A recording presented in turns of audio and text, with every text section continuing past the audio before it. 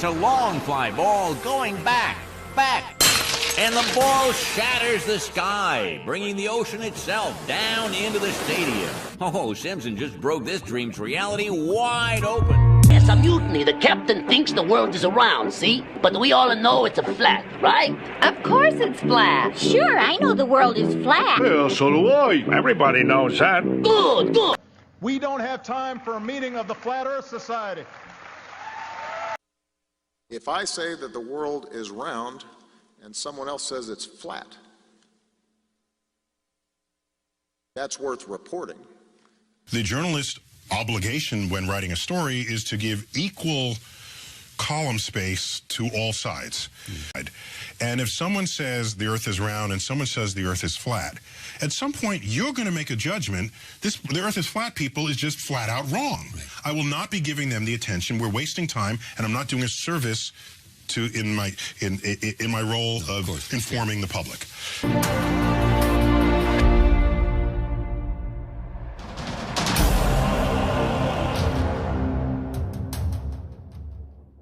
Now, there are very few universal truths in the world. One is food always tastes better when somebody else is paying for it. Universal truth. The other is that everybody in this room was taught the story of how Columbus went before Queen Isabella of Spain, and he was going to prove to her that the world was round. Do you know what Queen Isabella of Spain, pretty smart woman, I gotta believe, would have said to Christopher Columbus if he laid this line on her? She would look to him and go, Cristoforo, Aristotle figured out the world was round 2,000 years ago. This is 1492, the year they invented the globe.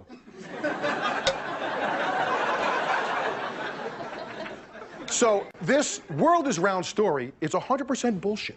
It's total fiction. Yet how did our grandparents learn this? We learned this. Our grandchildren are probably going to learn this. How come?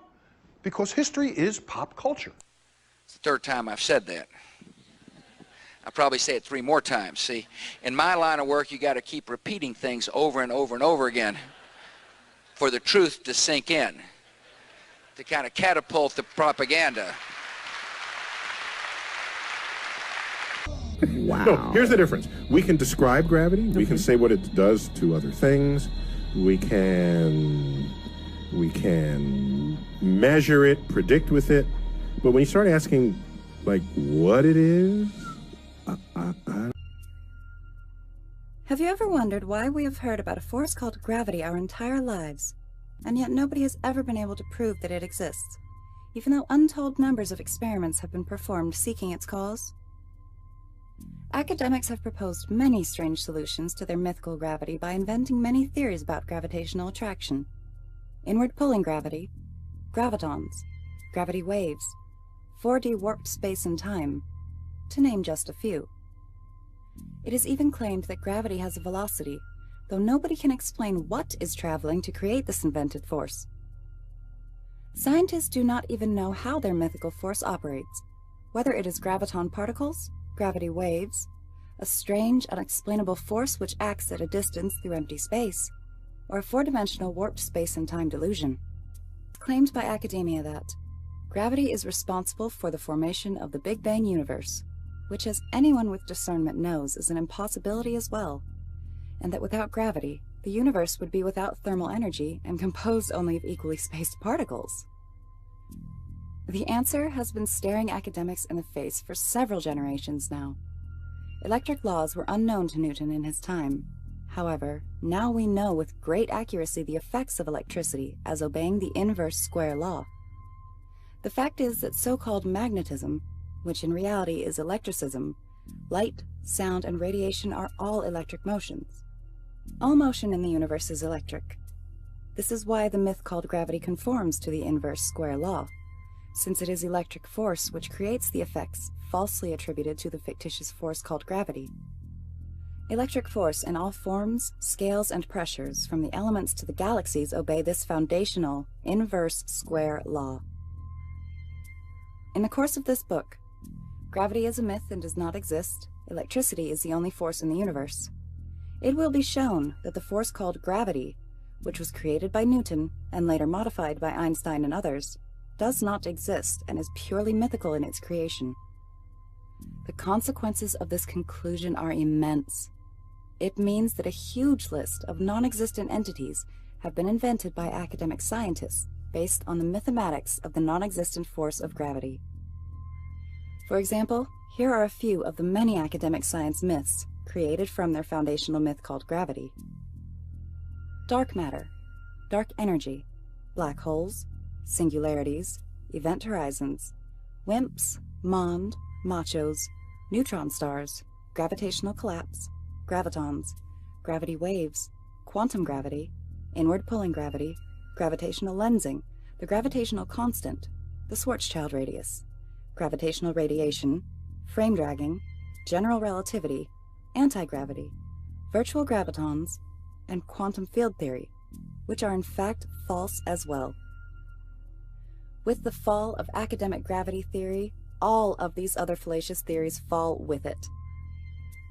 No experiments are required to prove my assertions, since we have volumes of data from experiments already cataloged, which only need to be converted to the understanding that the electric force is the cause of everything in our electric universe, and not a mythical and magical gravitational force that acts at a distance, or warps space and time to control all heavenly bodies in our infinite, electric universe.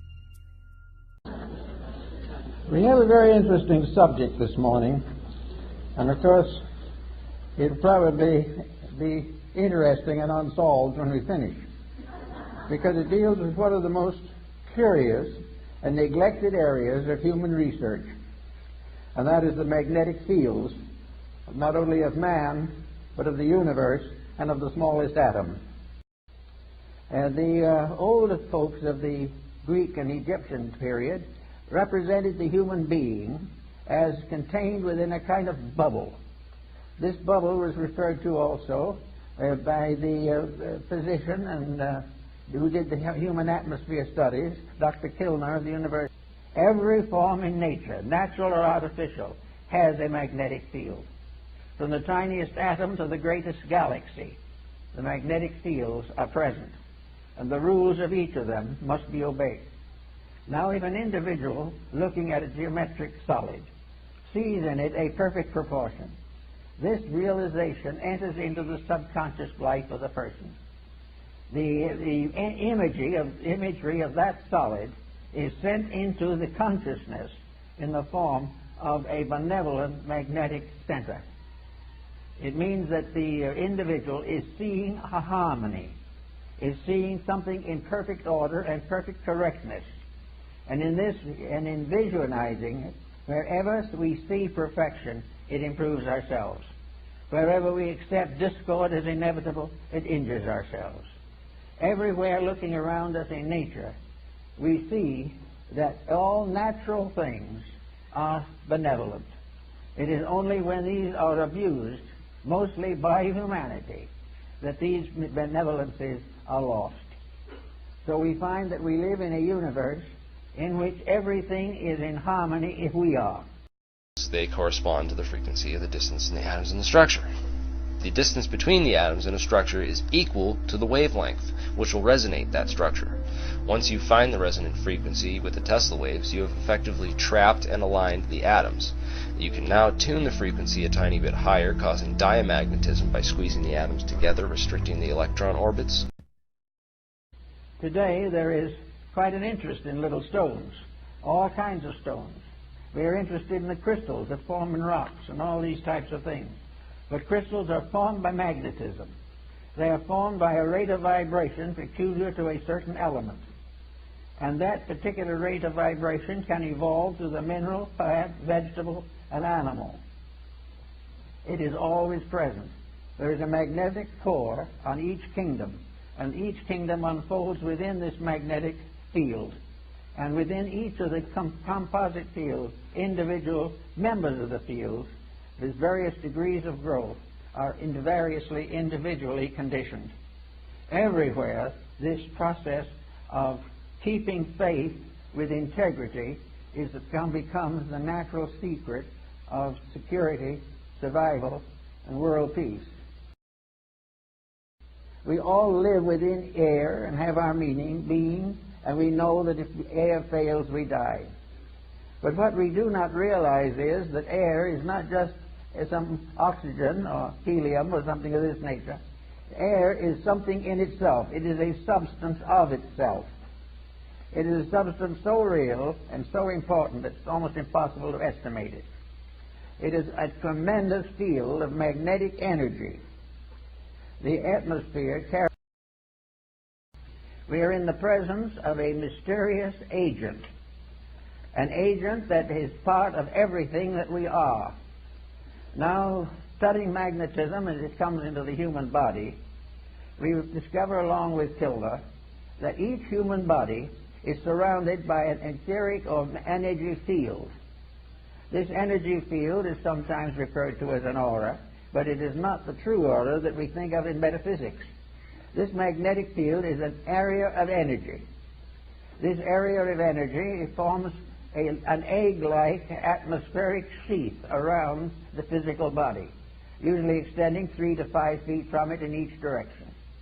This energy field is the basis of virtue, because this energy field depends for its reality, its serviceability, and its protecting power to mood, emotion, thought, and the attitudes of the person around which this magnetic field is gathered. In other words, the individual, if they are normal, if mentally, emotionally, and physically they are keeping the rules, this magnetic field forms a tremendous protection.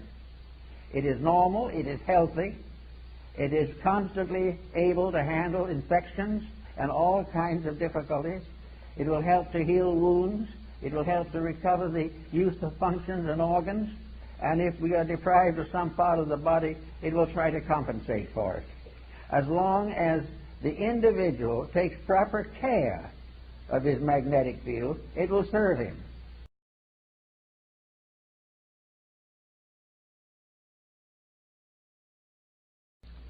The beginning of the study of magnetism can be traced back to Egypt, and the staffs and wands of the ancient priests were instruments of magnetic conjuring.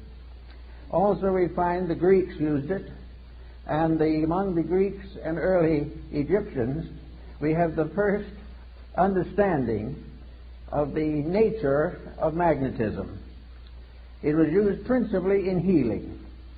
It was well known to Pythagoras, who gave us considerable information on the subject, which was promptly forgotten by everybody else. Then we have little knowledge of it, except through the Arabs. The Chinese were aware of it because of the discovery of the mariner's compass. But for the most part, it was neglected until the 17th century, when it became involved in the story of Rosicrucianism.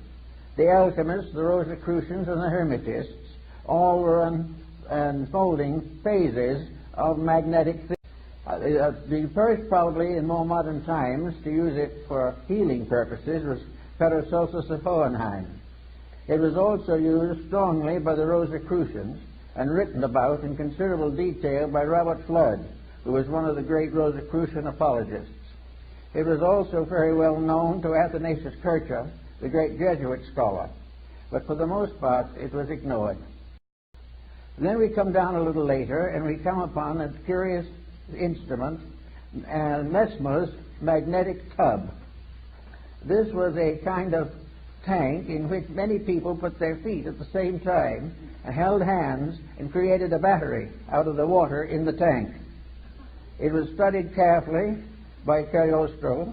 It is also known that it interested Saint Germain profoundly, but it annoyed Benjamin Franklin all to pieces. He was never able to like the idea at all. After the developments of Mesmer, which were promptly denied by nearly every field of science, the matter dropped into comparative obscurity until more recent times, when within the last 20-25 years it has been revived strongly.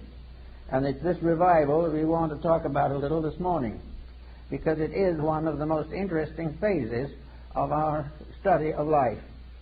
It is interesting that we should use magnetism so continuously and yet never really understand what it is. Ptolemy of Alexandria was one of the first to recognize the manifestations or emanations of solar light as containing an energy in addition to merely a luminous factor. The study of the magnetic powers of the sun will be more or less clearly understood by the study of the seasons. Winter, summer, spring, and these things have all to do with a magnetic factor in the air. And we think of it only as in trying to explain it as a physical astronomical phenomena, since as the rotation and revolutions of the sun and planets. But each of these planets is a field of magnetic energy. And this energy comes to us through what we call air. Now, what is air, actually? Well, we have scientific definitions of it, but there's something more to it than that. Air is something in itself. It is a substance. It is not only a condition of climate or of weather, it is a basic factor in the contributions which make up existence. One thing we have learned from television is that air transmits. We know, for instance, that we can have all kinds of programs on the air at the same time. And they can come from all directions. And they can overlap and interlap.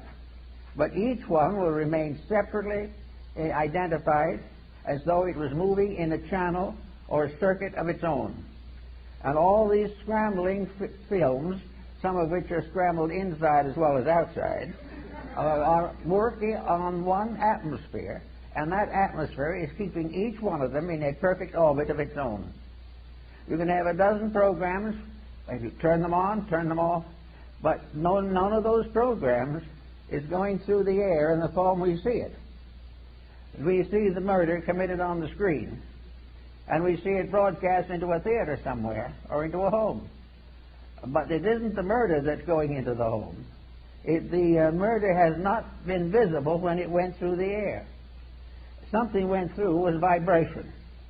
And this vibration in the magnetic field can be divided into an infinite complexity of separate emanations. In other words, if we had 1,000 different channels, they could be differentiated in the magnetic field so that each one would be broadcast correctly and properly for whatever it is. Thus we realize there's something out there besides air, something besides helium and oxygen, something besides the ordinary factors we take into consideration scientifically. Now, the problem of morality in this is very definite. The moment we break rules, we damage that magnetic flow. We have got to keep the laws of nature, and these in turn are the laws of God, or the magnetic field fails. It can fail because of physical intemperances, which reduce its integrity and reduce its power.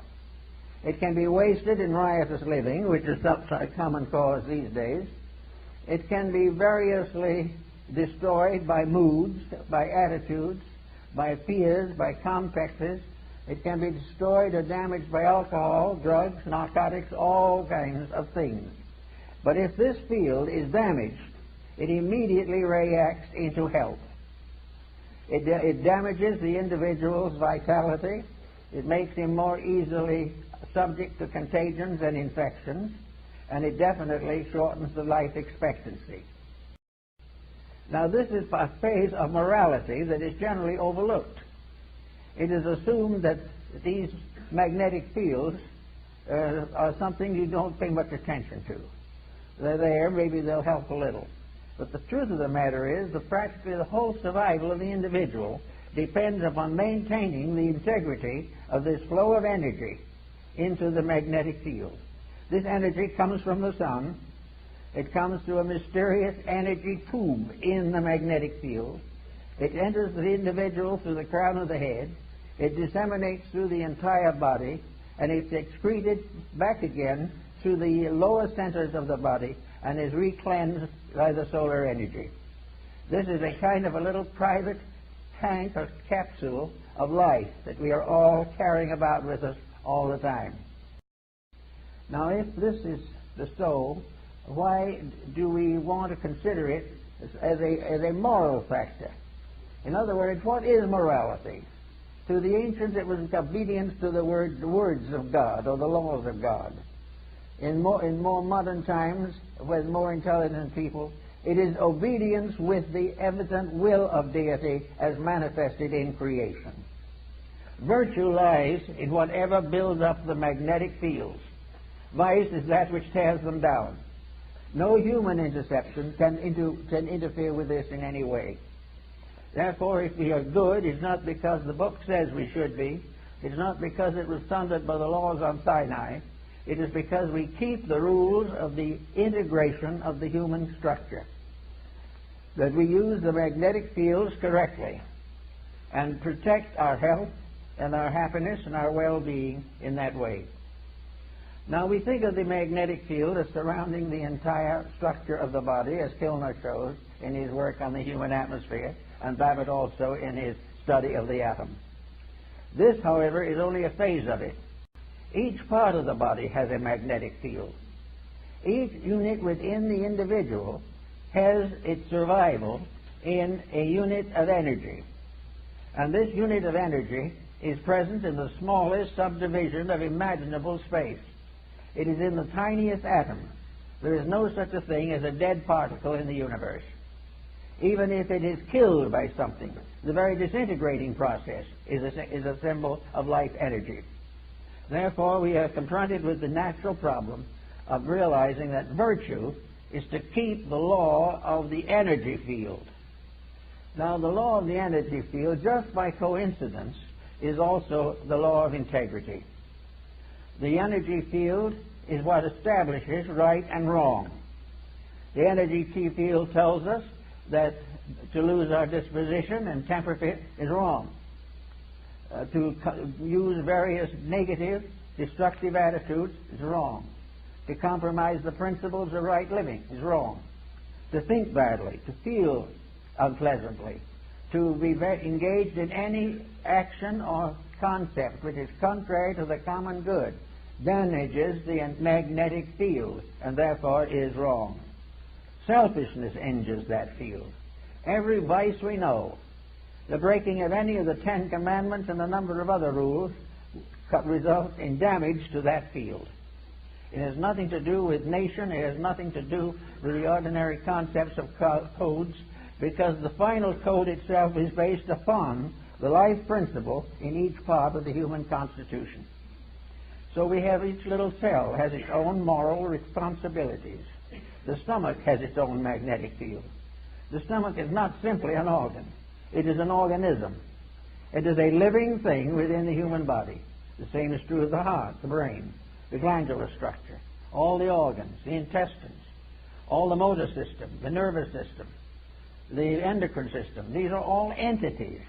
They are entities of magnetic unities. They are part of living organisms which are cooperating together for the common good. To abuse one is to damage all. To neglect one is to neglect all. Each of these organs has its own field in the body. And all these fields together constitute the grand magnetic field that surrounds the complete person. The physical factor is only a fragment of it. The main problem is to realize that behind all of these problems, whether of government or of religion or of philosophy, all these things are in trouble because of lack of integrity. And integrity is simply keeping the laws and rules of energy fields. But it will always come through, although it is coming through a medium which we can't see, and at any point along the way there's no program noticeable, no program possible. But at a proper point, a receiving station can recreate that particular program in all its detail, although it was passed through maybe thousands of miles of so-called empty atmosphere. And all these different channels have never become confused unless we have improperly channeled them. So we have all this proof that there is something out there in space. Now that what's out there in space is also subject to toxin. We can say that some broadcasts are toxic. we can say that anything that goes through that space, which by vibratory rate is not good, is damaging not only itself, but its recipients, and is also poisoning the channel. As long as we have corrupt patterns, as long as aggressive commercialism, as long as corruption is indulged in over the airways, we will have magnetic sickness in the air. We will have it in the air, and it will permeate our homes, our families, our governments, and our nations. We will sicken that level through which that particular energy flows, so that the energies that we use for communication have their own sicknesses. They have their own vibratory rates. And the problem of the corruption of a communication media does not mean that the individual will have a complete collapse of his system. It will mean only that that part of his system which is turned into that community medium will be damaged. He can go right on, go to church, and build up that one. In the meantime, however, the television is tearing down another energy field. Now, as you tear down these energy fields, which most people don't even know exist or believe in, you are also opening yourself to all kinds of sickness and also all kinds of moral energy decay. You are opening yourself to the corruptions of the life principles which are necessary to maintain you. The moment you damage a level of integrity in your own magnetism, that level of integrity becomes sick. The moment that becomes sick, part of the defense against exterior problems is reduced.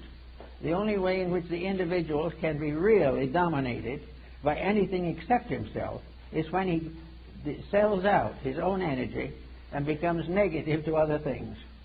He has to relinquish his own integrity before he can be damaged by outside forces. There isn't enough evil in all the world to destroy the integrity of one person.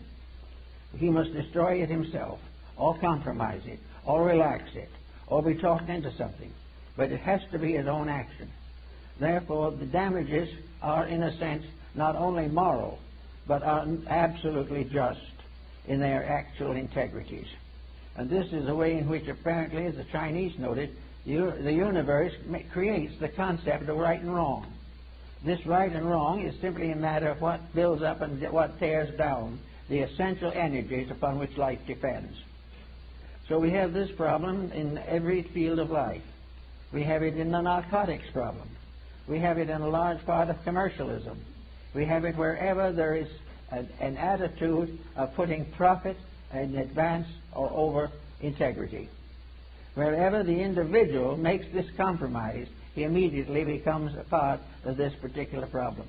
This is all part of the process of things being changed from what they appear to be to the energy equivalents of themselves, and then restored to their forms in order to be perceptible to our various faculty perceptions. Therefore, again, everything becomes a matter of keeping the energy fields clean. And the only way they can be kept clean is by using them properly.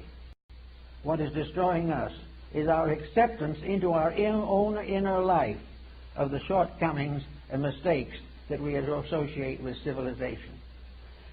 We get into a political tangle, and we start hating people, and we start guerrilla warfares. And guerrilla warfare is simply another negative use of energy. All of the energy of life has to be used properly. The moment it is abused, it becomes dangerous. So we go on a little further into something else, the arts.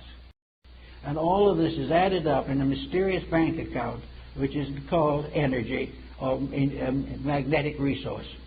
It is there to serve us. It is there to serve the individual who does wrong. But if the individual does wrong, the service collapses. And the individual who does wrong finally finds the energy turned back upon himself, and the corruption continues. We must keep this center of consciousness within ourselves in a condition of correctness. In Buddhism, the heart is called the Saptapana. the house or temple with 7 rooms. It is within this temple, as Buddha points out, that the great initiation against the hindrances has to be performed. The individual has to be initiated in his own heart. He must accept as a fact that his own integrity is his only strength, and also that his own honesty is his only wealth. All else is some kind of a delusion which will ultimately turn back and whip him. So in the quietude and peace of the realization of the immutability of good, the inevitability of right over wrong, the endless and continuous process of redemption going through every area of nature, all things in due time will come back into the peace which they sacrificed when they tried to put self as an individual above universal reality. Everything is energy. Atomic bombs are energy. The oil spill in Alaska is energy, waste energy, and abusive energy. All these things. And they all arise from something being wrong in the integrities of life. We have compromised principle by going away from the energy values. So we go back to the individual now, and we find him standing in the midst of his own magnetic field, with his structure protected by the constant radiating force of outflowing energy, an outflowing energy that vitalizes everything from the center outward and nourishes the solar system, which is the human body, from the level of the sun, as in astronomy. The ancient astrologers believed that these energy fields originated in man himself, and that the source of all the energy fields in the human body is the heart. That this is the thing from which all else radiates. Therefore, the most dangerous of all corruption is the abuse of love, abuse of friendship, abuse of integrities, abuse of fidelities, and abuse of those things of benevolence, mercy, and compassion which are associated with the heart. As those energies remain firm, the heart radiating out to the circumference of the magnetic field of the body is completely protective. It will be practically impossible for anything to damage it in the area where it is functioning properly. There may be other functions which is not yet perfected, but if the individual is basically honorable, he will be able to perfect these without too much trouble. And we will not be the first civilization, as is said in India. The Great Mother, the Earth, has cast many civilizations from her back. Everything that goes beyond a certain point is destroyed because it breaks up its relation with its energy supply. It no longer is fed primarily by magnetism, because it's magnetism in the food that feeds us, it's magnetism in the air that we breathe, it's magnetism in the earth that grows our vegetables, and it is magnetism in our souls that makes us hope for good. We have been made gardeners in a beautiful garden, and we've let it go to weed. We have been given a beautiful planet, and we've subdivided it and sold it for profits. The original purpose was that we should become a wonderful group of human beings working together for the good of each other and the glory of the universe. We are being prepared for a bigger job than we have, but we are flunking the examination at the present moment. We are not doing what we should do. Everything that comes along is measured in profit. Everything that comes along is measured in freedom from responsibility. When energy is something that we must be responsible for, or we will waste it forever, or as long as we can. By the time forever comes, there won't be much energy left. But all this is a lesson in the morality of values. It is a lesson in the fact that we are the keepers in a garden. We are the gardeners in the garden of Allah, as the Muslim calls it. This is a beautiful garden that has been given to us, and we're letting it go to weed. We had a beautiful world with wonderful materials, so we dig under the earth and create materials to create war, death, and destruction. We have little gardens that we could have beautiful times sitting under our own palm tree, but we are fighting to take everybody else's garden away from them. And when we finally find a small plot of land that we might be able to use, we find the real estate agents have priced it 10 times its value. All these things are all little things, but they all add up to the loss and waste of magnetic resource. They are the failure of the individual to protect the source of his own life, the source of his own future, and the breaking of the laws and rules by which he must compare his own needs with the needs of others. It is only when we work to protect the toadstool as well as the nation that we can have peace in the world. We must protect the small things, because each of them is a energy resource. The protection of them is against our viewpoint, because we take it for granted that the small should be controlled by the big. That small things, like humble people, are made to be exploited. This is not true. Everything in life is made to be used. Nothing is made to be abused. And the individual who abuses any part of life is contributing to the common cause of destruction. Now, this business of the energy and magnetic resource went on down through to the present time. And now we have a new measurement for it, and that is the development of a large group of electrical devices by means of which it becomes apparent to us that it is possible for the human being to make use of any energy as he sees fit. Now, the instrument that he has within himself is infinitely more wonderful than any television or any computer can possibly be. We can have a computer do everything, and it is alive. Don't for a minute think it isn't. But it is alive in a field of energy. It has a life. It can propagate itself. It can develop itself. It can grow up. It can grow old, and it can die, because it is all part of an energy usage. But in all of these usages, let's remember that the individual is humanity's prime asset. The individual is here to grow. And in growing, he grows by helping everything else to grow. The moment he goes into negative competitive relationships with everything else, he destroys himself. Every misuse of life responsibility, use of basic materials, the abuse of forests, the abuse of water, the corruption of air, all these things are paid for in magnetic defects. And we are beginning to recognize them now. We are wondering why some of these strange things happen that have been happening in the last few years. Nuclear fission is a great tragedy, not because it simply offends the peace-loving human being, but because it is a misuse, a violent corruption of energy. It is the use of a divine power to injure other people. Therefore, that which lives by the sword must perish by the sword. So our whole morality is a matter of life energies. It is a matter of gradually bringing all our intemperances into patterns of usefulness and creativeness and constructiveness. It is the gradual victory of a friendship over animosity. It takes the stranger out of existence and puts the friend in its place. Everything is part of working towards an harmonious balance of the natural resources of the solar power. Everything can be used to advance the common good, but everything that is used to destroy will be destroyed by its own destructiveness within itself.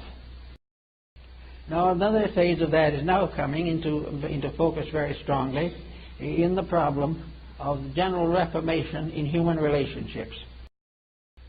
Now, we're going to have to finally settle down, and every person will have to decide whether he is going to fulfill his own purposes or whether he is going to obey the laws of nature. Everything is energy. Atomic bombs are energy. The oil spill in Alaska is energy, waste energy, and abusive energy. All these things. And they all arise from something being wrong in the integrities of life. We have compromised principle by going away from the energy values. So we go back to the individual now, and we find him standing in the midst of his own magnetic field with his structure protected by the constant radiating force of outflowing energy, an outflowing energy that vitalizes everything from the center outward. and nourishes the solar system, which is the human body, from the level of the sun, as in astronomy.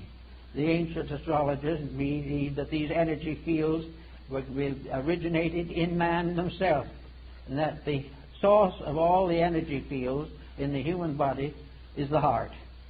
That this is the thing from which all else radiates.